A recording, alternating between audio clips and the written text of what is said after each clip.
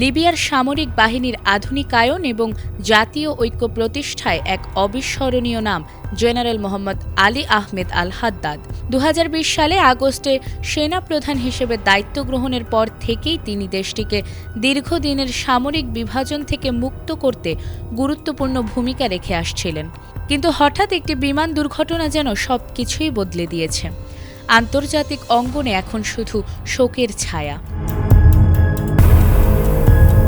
তুরস্কের আকাশসীমায় এক ভয়াবহ বিমান দুর্ঘটনায় প্রাণ গেছে লিবিয়ার সেনাপ্রধান মোহাম্মদ আলী আহমেদ আল হাদ্দাদের। মঙ্গলবার তিনি যে ব্যক্তিগত জেটে ভ্রমণ করছিলেন তা আঙ্কারার একটি বিমানবন্দর থেকে উড্ডয়নের কিছুক্ষণ পরই বিধ্বস্ত হয়। এ দুর্ঘটনায় তার সঙ্গে থাকা আরও 4 লিবিয়ান কর্মকর্তাও নিহত হয়েছেন।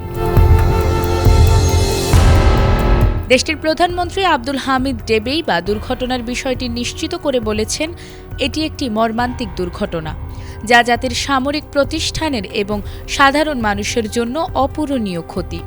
আমরা এমন ব্যক্তিদের হারালাম যারা আন্তরিকতা, দায়িত্ববোধ, দেশপ্রেম, সততা ও নিষ্ঠার সাথে তাদের দেশকে সেবা করেছিল।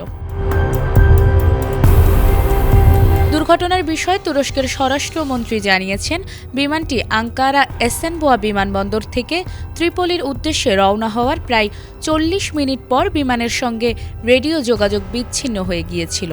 পরবর্তীতে বিমানটি বিধ্বস্তের ঘটনা ঘটেছে।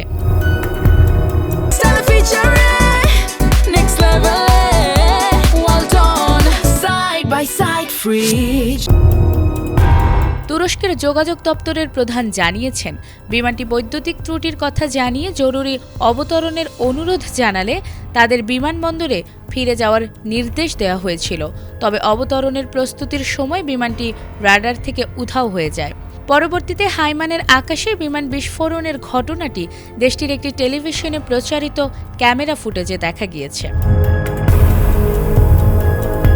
আল জাজিরার দেওয়া তথ্য মতে তুরস্কের একজন কর্মকর্তা জানিয়েছেন, বিমান বিধ্বস্তের ঘটনায় তদন্ত চলছে। প্রাথমিক তদন্তে প্রযুক্তিগত ত্রুটি ধরা পড়লেও কোনো ষড়যন্ত্রের আলামত এখনো পাওয়া যায়নি। মূলত আল হাদ্দাদ ও তার সঙ্গীরা আঙ্কারায় এই সফরে এসেছিলেন তুর্কি সমকক্ষ ও অন্যান্য সামরিক কমান্ডারদের সঙ্গে বৈঠক করতে। এ ঘটনায় গভর্নমেন্ট অব ন্যাশনাল ইউনিটি 3 দিনের রাষ্ট্রীয় শোক ঘোষণা করেছে। এ সময় সব সরকারি ভবনে অর্ধনমিত পতাকা উত্তোলন করা হবে এবং সব ধরনের আনুষ্ঠানিক অনুষ্ঠান ও উৎসব স্থগিত থাকবে বলেও জানা গেছে। নাজমুন নাহার জান্নাত, এটিএন বাংলা।